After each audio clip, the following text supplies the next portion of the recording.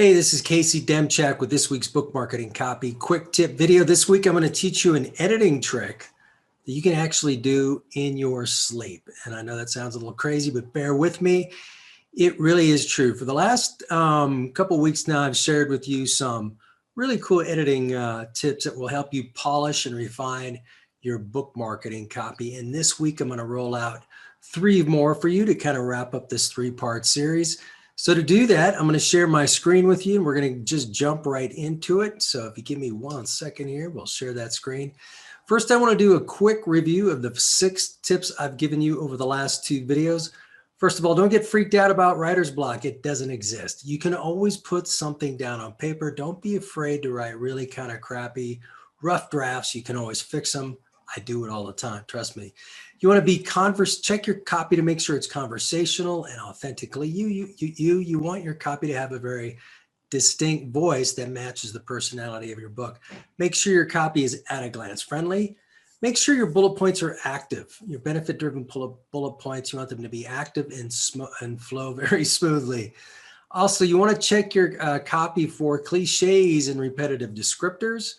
And you want to read your copy out loud. When you read your copy out loud, you can kind of hear if things are kind of not polished. You can hear if you're using those descriptors over and over again. It's just always a good technique to read your marketing copy out loud, and you'll hear things that you would never notice if you just kind of skim through it.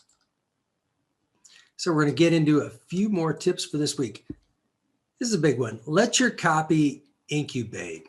Okay, when you've concluded your marketing copy for your book, whether it's for an Amazon description, e-blast, or whatever, before you post it online or send it out to somebody, let it incubate, let it settle so that you can come back and look at it with a fresh perspective. Now, ideally, you want to wait at least a few hours over lunchtime or something like that, but overnight is ideal. This is what I meant about editing technique that you can do in your sleep.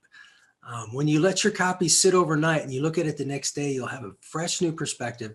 And I guarantee you're going to make some edits to the copy that you wouldn't have otherwise made if you had just rushed your copy out when you had concluded it the day before.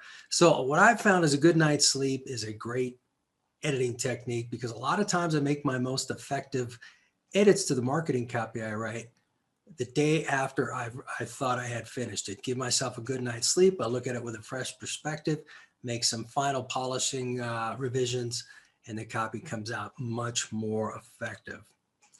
Also, again, you've heard me say it a million times, good writing is rewriting, great writing is rewriting some more. What you want to do here in this step is make sure you want to get, as I talked about last week, you want to get rid of your cliches and generalities and replace them with specific detail.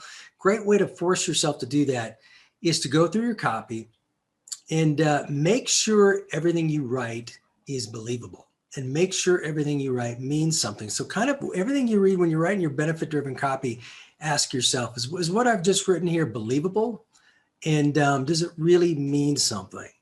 And to answer those 2 questions honestly, you're kind of forced to make your copy more specific and more detailed. So asking those 2 questions are going to help you sharpen and refine your copy.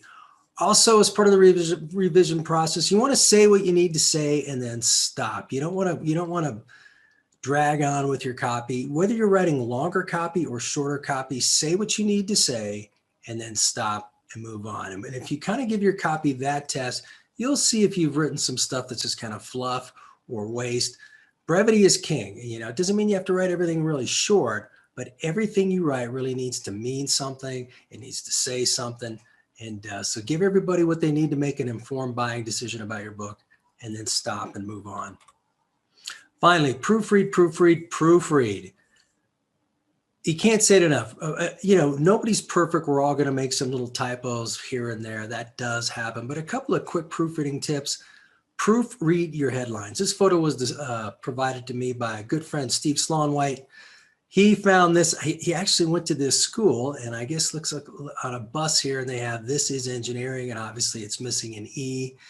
And the reason that happens is a lot of times when we proofread stuff, we tend to overlook our headlines or the things in large prints because we're so concerned about finding typos in the fine print in our body copy. It's easy to overlook headlines. So This is kind of a good example of somebody just was probably more focused on the term open your mind and totally overlooked the word engineering.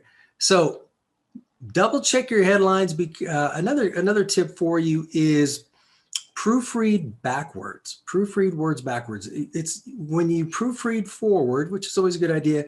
We have the tendency to kind of skim through the copy so we can miss things. When you read your copy backwards, you can't really skim because the copy you're reading doesn't make much sense. So you just naturally will move a little slower, focus a little more on each word. Lots of proofreading tips. That's two key ones, but the main thing is to proofread your copy. You're going to make mistakes here and there, but do the best you can, but never overlook the step of proofreading your copy. So there's 3 more valuable editing and polishing tips for your book marketing copy. I've given you 9 overall now. I hope this little 3-part series has provided you with a lot of tips that's going to help you refine and polish your book marketing copy. And no matter where you're watching this video, why don't you scroll on down, leave me a comment. If you're in YouTube, subscribe to my channel and hit the alert bell so that you'll be notified when new videos come out. And then hop on over to casey-demchak.com where you can download my free ebook, 7 must-know copywriting secrets that sell more books. And until next week, when I put out a new video, this is Casey Demchak. Take a lot of action and make things happen.